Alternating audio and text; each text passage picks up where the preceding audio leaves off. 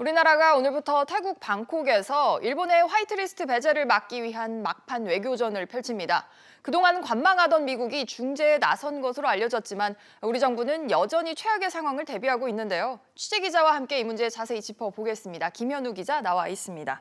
김 기자, 네. 강경화 외교부 장관이 폼페이오 미국 국무장관 등을 만나기 위해서 출국을 이미 한 거죠. 네, 강 장관은 조금 전 아세안 지역 안보 포럼 ARF 외교장관 회의에 참석하기 위해 태국으로 출발했습니다. 네. 강 장관은 오늘부터 각국 외교장들을 만나 일본 경제 보복의 부당함을 알릴 계획입니다.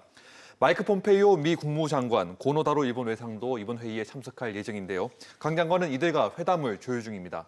한일 양자회담은 내일, 한미일 3자회담은 모레 열릴 가능성이 많습니다.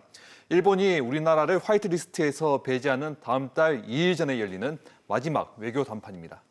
그런데 이제 그동안 한일 중재 갈등 중재에 좀 소극적으로 보였던 미국이 태세를 바꿨어요. 네, 로이터 통신은 미국이 한국과 일본의 분쟁 중지 협정 체결을 제안했다고 우리 시간으로 오늘 새벽 보도했습니다. 네. 한국과 일본이 추가 보복을 하지 않고 협상을 할 수 있는 시간을 벌어주겠다는 설명입니다.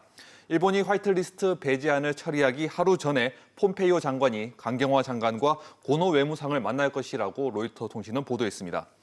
우리나라에서 한일 군사정보보호협정, 지소미아를 파기하자는 주장까지 나올 만큼 한일 관계가 악화되자 미국이 부담을 느낀 것으로 분석됩니다.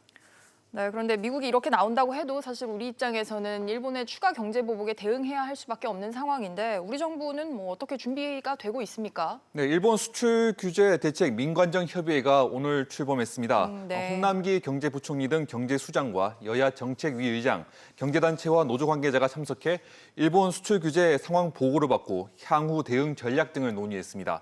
또 일본이 화이트리스트 배제안을 처리하면 바로 당정청이 준비한 일본 수출 규제 대응 종합대책을 발표할 계획입니다.